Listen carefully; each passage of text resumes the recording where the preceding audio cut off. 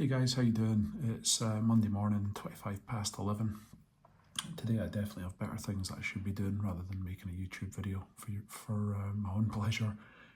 But yeah, it is what it is, half 11 on a Monday. The weekend is far enough behind me and I've got the week ahead, so I thought I'd introduce you to my very first watch that I'm wearing today. I got this in around about 2007. I bought it second hand via a pawn shop in Miami.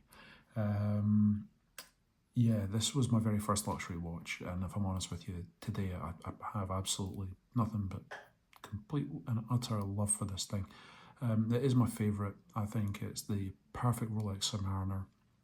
I think I'm pretty well qualified as well to make such a sweeping statement. I love the symmetry of it, the lack of a cyclops.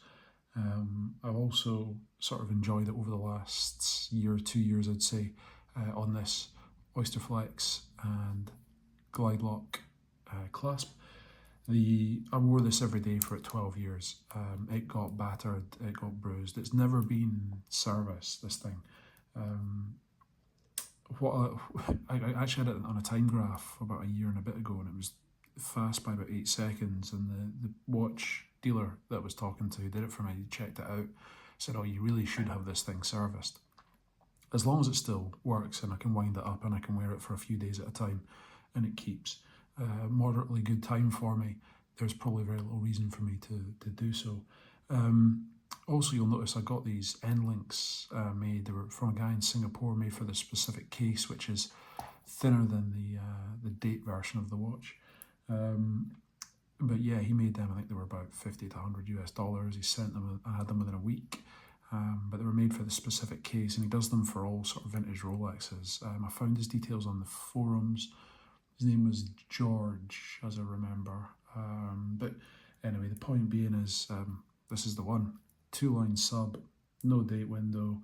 The 14060M refers to the M refers to the modified movement. Nothing to do with the bezel, which is normally the thing that follows the reference number with Rolex watches. So the modified movement has I think a Breguet overcoil. I believe the lume changed as well. This is where Rolex models have the certified superlative, whatever it says on the dial. I believe this has that sort of movement, but it doesn't say it on the dial. Please tell me if I'm wrong. I'd like to learn a little bit more about it. But yeah, this was my daily wearer for a long time, and again I've started wearing it. The bracelet is a little bit chintzy, it's a bit rattly. It's made out of Kit Kat wrappers, as I like to say. It's got a pressed clasp inside it. Obviously I'm not going to sell this thing, but these still fetch decent money on the secondary market. The buying experience of the Oysterflex and the clasp are a bit of an ordeal. Rolex don't really, or ADs don't really want to sell you things that you don't have. So at the time when I got the Oysterflex, I didn't have another Oysterflex watch, which was a bit of a struggle. And to get a part like a clasp, you usually have to return a clasp. They charged me 50% more to just get the clasp on its own. So I think the clasp alone was almost as much as I paid for the watch. So I think in total that was about £1,600. The Oysterflex are £200 a side, and I mean the end link was I think £100 or $75 or something like that. So that felt like an absolute bargain. But to get these two components, the best part of £2,000. The watch itself in 2006, 2007, maybe 2008, I can't really remember, cost me I think £2,400 in total. So it just goes to show. These things today are trading at about £8,000. I would absolutely recommend this as a gateway. At the time, I had loads of pals with this watch, or the date version of this watch, I should say, the five-digit Rolex Submariner.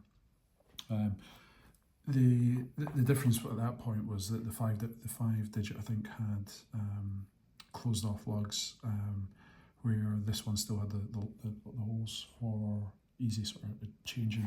I've had it on things like NATO straps and whatnot, and other different types of straps, but if I'm totally honest with you, I think NATO straps are pretty pretty wank, if I'm honest. Not for me. I think I like fabric straps, but I just don't like the big clumpy bit that then sticks away out. So it's folded over. I just think it looks pretty naff. Each to their own, I guess. But yeah, this is a really simple 2-line sub. It is my absolute favourite watch. Even now, when Tudor released the Black Bay 41 recently, I was really drawn to it. Wonder why.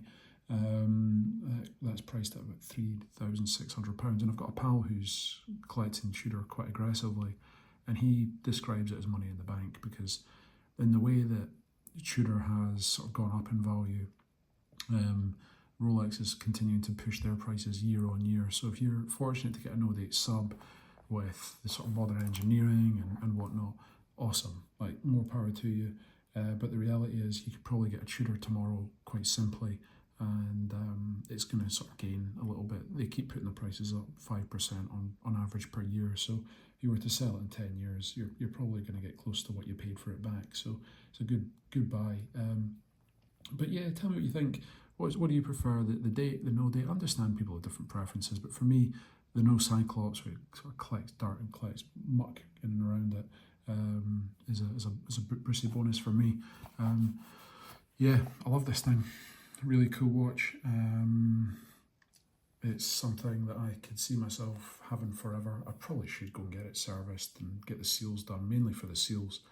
But then I know now that a lot of the authorised dealers you take it to are forced to do the certified pre-owned, which means part of the deal is that they have to now send your watch back to Rolex to be serviced. They might be able to do it in-house, but there's certain things that they have to do. So it's not like previously if you take it to your AD and they have a workshop internally and they could do it for a couple £100. I think the servicing costs for these things have probably gone up to about £800 for service through Rolex. So anyway, it is what it is. I'm not planning on servicing it anytime soon. I probably should, but what's the point? But yeah, tell me what you think. It's this is my favourite. This is the Genesis. This is the original. This is the OG. This is my first luxury watch. It's now coming up for 25 to 12. Should probably do some work. Get on with my week. But yeah, tell me what you think. Hope this is a nice bit of escapism for you guys. Would you be into it if you could get it? You tell me.